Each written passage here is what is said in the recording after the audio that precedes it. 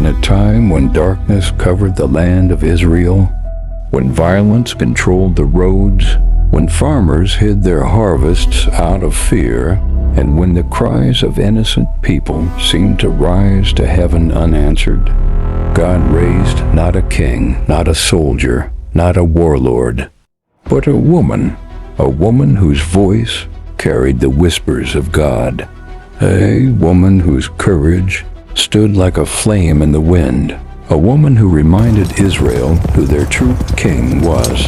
This is the story of Deborah, the prophetess who judged a nation with wisdom, the woman God trusted when men doubted, and the one who sparked a victory that would be remembered for generations.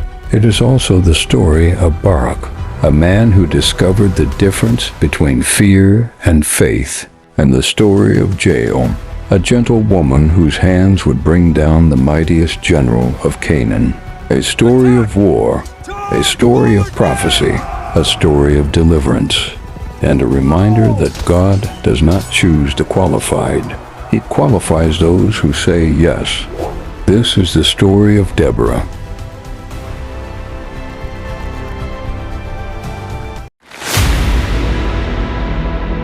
In a land marked by ancient hills, deep valleys, and winding paths carved by generations of wandering feet, Israel lived in the quiet tension of forgotten covenant and fading hope. The cities were small, the fields wide, and the people scattered across the rugged terrain that once echoed with the triumphant stories of Moses and Joshua.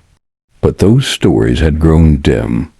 The mighty victories that once shaped a nation had become distant memories, like fading embers struggling against the wind. Israel had drifted not suddenly, not dramatically, but gradually, like a boat left untied drifting on a silent river, pulled by currents unseen. Years passed, and the people turned their hearts toward the gods of surrounding nations. They built altars to idols made of stone and wood, gods with no breath yet commanding their attention. They forgot the one who split the Red Sea, the one who fed their ancestors in a wilderness, the one who shattered walls without a weapon being raised. In their forgetting, they became vulnerable, exposed, and spiritually unguarded. And as always, forgetting God did not bring freedom. It brought bondage. It was during this slow decay that the northern kingdom of Canaan rose in strength.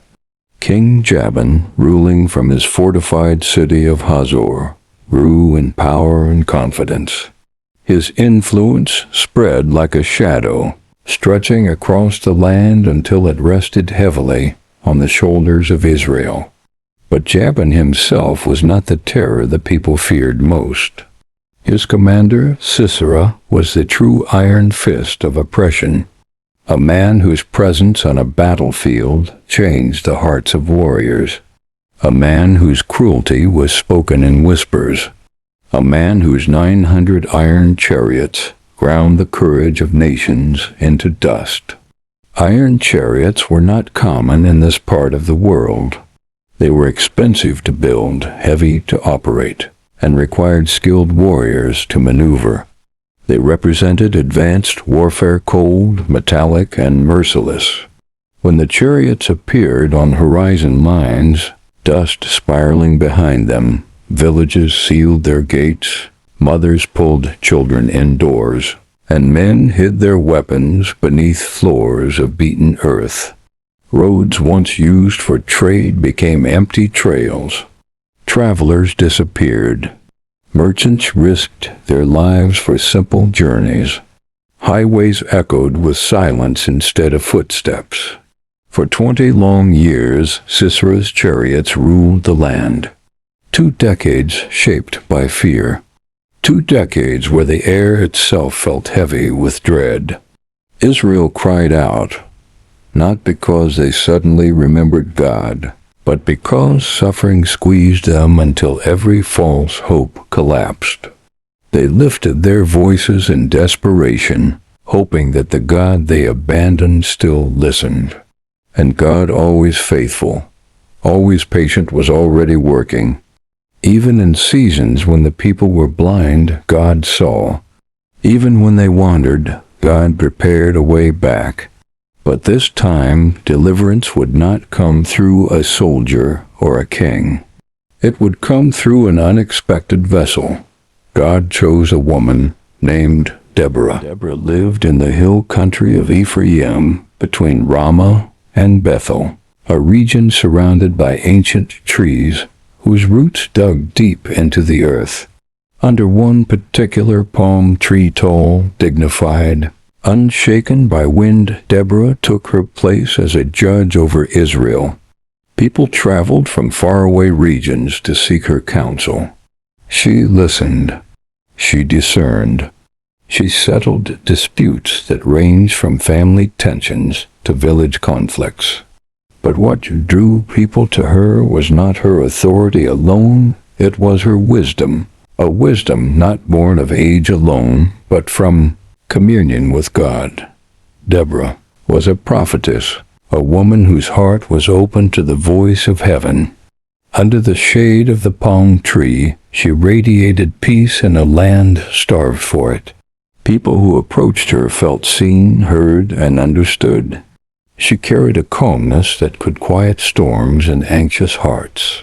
When she spoke, her words were careful, deliberate, and aligned with a clarity that made listeners feel as though they had stepped into light after walking in shadows for too long. Her presence was a reminder that God had not abandoned Israel. Even when the people did not seek him, he had placed his voice among them in the form of Deborah. But the oppression was great. Sisera's shadow was long. And one day, as Deborah sat beneath the palm, God stirred her spirit with an urgency that could not be ignored. The time for counsel was ending. The time for deliverance was beginning. God planned not only to free Israel, but to reveal once again his power and faithfulness. He would demonstrate that strength does not come from numbers, weapons, or chariots, but from obedience and trust in his name. This divine stirring led Deborah to summon a man named Barak from Kadesh. Barak, though a warrior, carried the weight of Israel's defeat in his posture. Years of oppression can reshape even the bravest heart. Israel had grown accustomed to losing, and Barak was not immune to the discouragement that came from fighting battles without God's guidance. When he approached Deborah beneath the palm, he felt the tension between the person he had become and the warrior he once believed he could be. Deborah conveyed the message God had given her, a strategy from heaven, a promise wrapped in command. Israel's deliverance would not be random. It would not be chaotic. It would be precise, intentional, and unmistakably divine. Barak was instructed to gather 10,000 men from Naphtali and Zebulun and position them at Mount Tabor. There, at the foot of the mountain, God himself would draw Sisera into battle. The same chariots that terrorized Israel would be lured by the hand of the Almighty into a confrontation they could not win. But though Barak heard the message, he also heard his memories. Memories of iron wheels crushing dreams. Memories of battles lost before they began. Memories of men running, hiding, losing hope. And in those memories, fear clung tightly. Deborah saw this.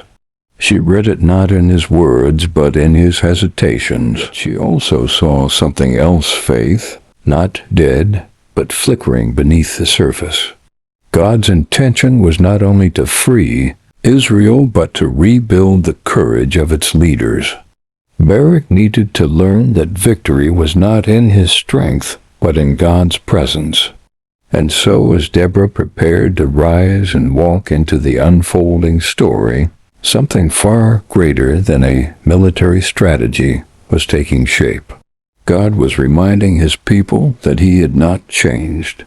He was still the God who parted seas, still the God who brought water from rocks, still the God who made walls fall without a single strike. God was ready to move once again, not through numbers, not through might, but through obedience. Under the palm tree, as the wind shifted and leaves rustled like whispers, Deborah understood that God's plan would involve more than Barak's army. It would involve nature, prophecy, timing, courage, and a woman whose name had never been spoken on a battlefield before. Jeal, a woman unknown to most, living quietly in a tent far from the noise of Israel's cries. She did not know it yet, but God had already written her into the center of a victory that would shake the land. But every victory begins long before swords clash.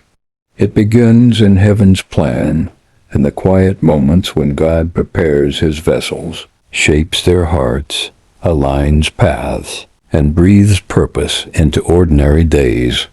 And so, while Sisera sharpened weapons, confident in his iron strength, while Israel walked with bowed heads, uncertain of a future, while Barak wrestled with fear and faith beneath the shade of Deborah's presence, God was aligning the rain, the clouds, the soil, the terrain, and the courage of 3 individuals whose obedience would change a nation. The land did not know it yet, but deliverance was already rising, like dawn slowly touching the edges of night, like a spark waiting to become fire, like a whisper that would soon become a roar. And the story had only just begun, because even as Israel rejoiced at Deborah's rise and the promise of deliverance, the greatest test still stood before them, the iron army of Sisera, the terror of the land. Word spread quickly. Sisera had heard Israel was gathering for battle. Confident and unshaken, he rode out with his 900 iron chariots, certain that Israel would fall like dust under his wheels. For 20 years he had crushed their courage. This would simply be another victory.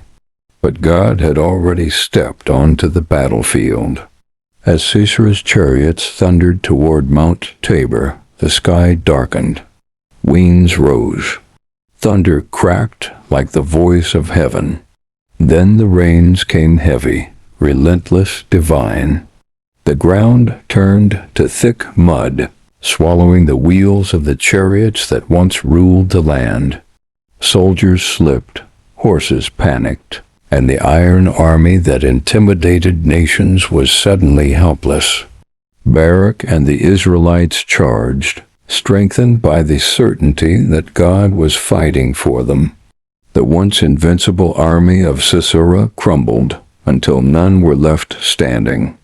Realizing all hope was lost, Sisera abandoned his chariot and fled on foot, terrified and alone.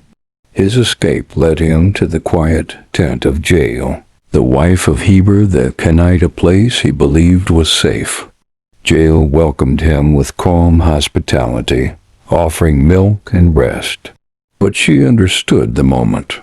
She knew God was delivering Israel that day. When Sisera fell into a deep, exhausted sleep, Jeal took a hammer and a tent peg, ordinary tools in her hands, but instruments of destiny that day. With steady courage, she struck, ending the reign of Israel's fiercest oppressor. When Barak arrived moments later searching for Sisera, Jeal stepped out and said, "Come, and I will show you the man you seek." Inside lay Sisera, defeated just as God had spoken. And so, through Deborah's wisdom, Barak's obedience, and Jeal's bravery, God delivered Israel from the hand of Sisera. breaking 20 years of oppression and ushering in 40 years of peace.